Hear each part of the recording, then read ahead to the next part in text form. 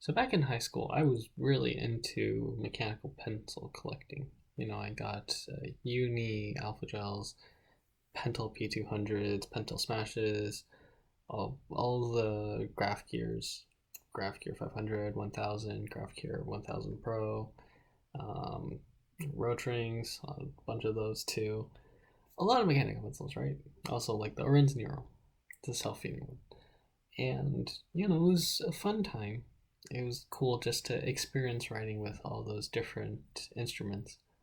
And overall, I'd say with mechanical pencil collecting, there's not really much difference between all the mechanical pencils.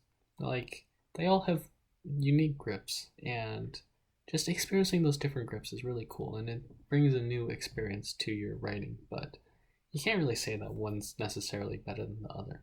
Although the Graph Gear 500 really stays near and dear to my heart because of just how early I started using it. But, anyways, after using mechanical pencils for a fair bit of time, the big thing I really realized is that I really enjoy 0.3 millimeter lead a lot better than basically any other lead size.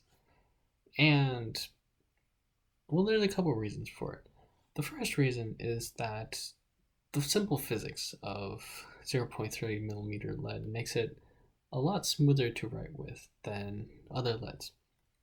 So here I have a Rotring 500 just to prove that, I bought it. This is it says 0.35, but that just means it's 0.3 millimeters in size. When you compare it to a pencil that is a 0.5 millimeter diameter, what happens is that when you're writing with a lead and you have that flat surface that's writing across the paper, the surface area of contact that lead has against the paper for a 0.5 millimeter lead is going to be about twice the surface area as compared to a 0.3 millimeter lead. In other words, that means that the area of contact of that lead on that paper there is going to be 2 times the size of the area of contact of the 0.3 millimeter lead on that paper there. And why that's a big deal is because when you have that bigger surface area of contact, you need to apply more force to have the same darkness of a line when in comparison to a thinner lead. And that's because if you have the force spread across a larger surface of area, it makes it a lot harder for you to really apply the same force to each individual point on that general area, right? Like if I were to stab you with my finger, it would hurt more than if I were to stab you with my fist. That's probably a bad analogy, but that's generally the case with that. And I know that the Kiritoga series with the rotating leads, those kind of try countering that problem in a sort of sense, where they try rotating the lead so that you don't have a flat surface of lead that's against the paper. Instead, it's rotated constantly, and so the lead stays as kind of a point as you're writing. And while that's cool, I write in cursive. Gosh, I sound so pretentious right now, but I write in cursive. I just learned cursive and I found it fun to use. And when you're writing in cursive, you can't really use the benefits of the Kiritoga because the Kiritoga requires you to lift up your pencil every time you're writing in order for it to continuously move along the lead and take up all the areas. And additionally, with the Kiritogas, I find them somewhat wobbly.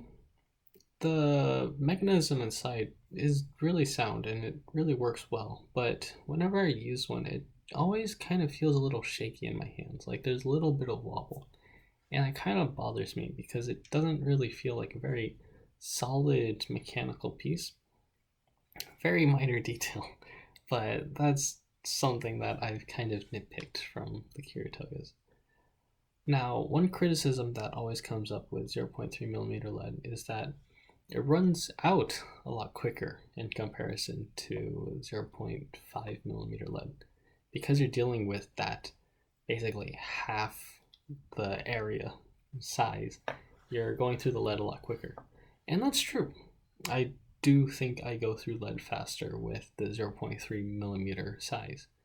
But after you start just getting used to it, it doesn't really become that big of a deal for you to just continue writing with it. And in addition, just having that lead size difference of 0.3 millimeters lets you write a lot thinner than you can with 0.5 millimeters. And that's just an aspect that I really like. And because you can write thinner, that also means that the line consistency of the 0.3 millimeter is a lot more consistent in comparison to the 0.5 millimeter. Now, that's a little bit of a weird concept of line consistency. And what I mean by that is the difference between the thickest part of where the lead is writing to where the thinnest part of where the lead is writing is. So if you were to turn over your mechanical pencil after writing for a while, you're going to have a sharp edge because you've been writing for a long time on that side of the mechanical pencil lead. And so you have kind of a point there. And so when you start writing out on the other side with your mechanical pencil, you start seeing that the initial words that you're writing out look thinner. And then as you continue writing, it's going to look thicker. And this is kind of a universal problem for any lead that you write with, because you're always going to use the same size of that lead. You're going to keep using the same side on that lead. It's going to flatten out over time. But because your 0.3 millimeters is thinner, that problem isn't as noticeable because the limit as the width of the line, the limit of the width of the line that you start writing with is a lot lower. And so the difference between the thinnest parts of the line and the thickest parts isn't as dramatic as the thinnest parts on 0.5 and the thickest parts. So that was my entire split on 0.3 and 0.5. Yeah, hope you find that helpful.